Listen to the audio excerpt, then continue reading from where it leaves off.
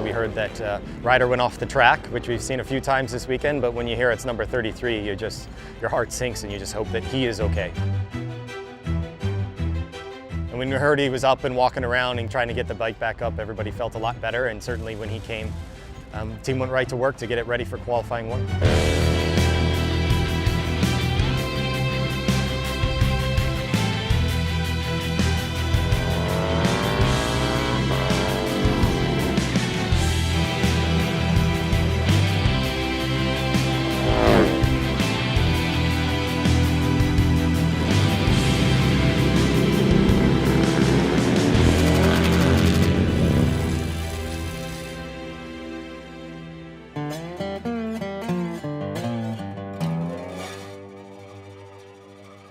MotoAmerica is an extremely special place, not only because it's in the backyard of Harley-Davidson, it's just right up the road from Milwaukee, but all the history that comes. If you just look around at the facility, it's one of the nicest facilities that the MotoAmerica circuit goes racing at. Everything about it, when I come here, it just feels like racing. The landscape is beautiful, the food is awesome, the people are great. It just reminds you of everything that is Wisconsin to me.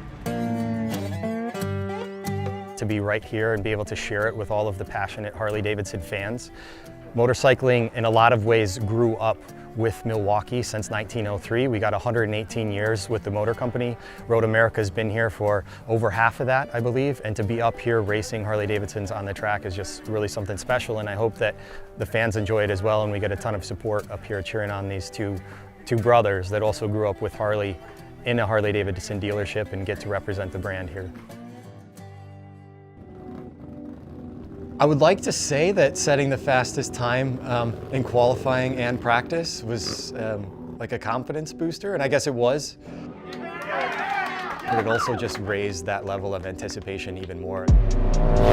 My goal coming in here was to, put 2 Harleys on the box. And this morning in warm-up was where I felt quite a bit more confident, because we went back to an original setup that we knew would work well, and I felt way more comfortable with the changes that the guys from Öhlins made to my comfort level on the bike. So when it got around to race time, I was pretty confident that we could achieve that goal of getting on the box.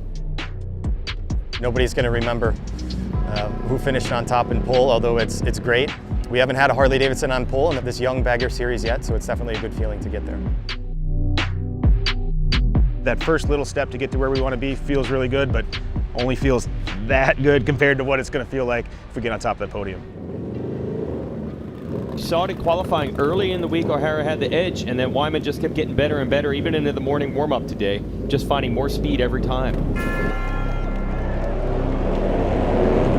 Right off the bat, it was what we've seen in qualifying, what we've seen in practice, and it was the 2 bikes battling out front from the beginning of the race. The speed that these guys are going around this track is pretty impressive for the units that they're on. Kyle Wyman that last time by 27.7. I think that's the fastest lap we have seen all weekend. Now Kyle's going to turn it back up underneath him as they go up into turn 6, and he's able to get that done. 625-pound motorcycles into turn 5.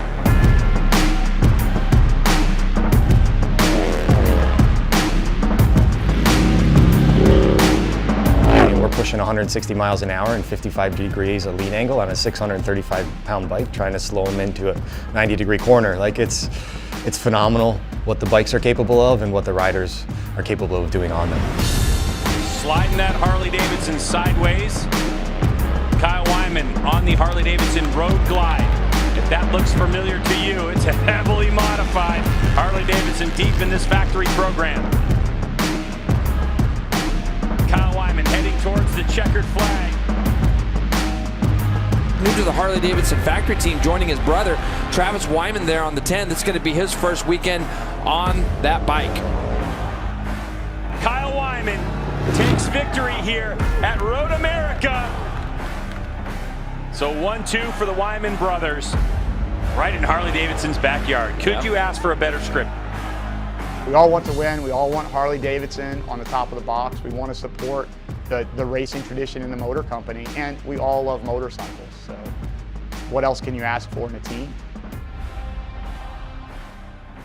you know, going forward, yeah, great, we won. We're going to love it. We're going to enjoy it. We're going to celebrate. And we're going to have a lot of fun, and so are a lot of other people. And then tomorrow comes, and we're going to be back at it, trying to figure out what to do next, right? How do we keep improving? How do we keep getting better? Because everyone else is doing the same thing. There is no rest in racing. Those are the grindstones, getting ready for Laguna Seca and looking to try to wrap up a championship.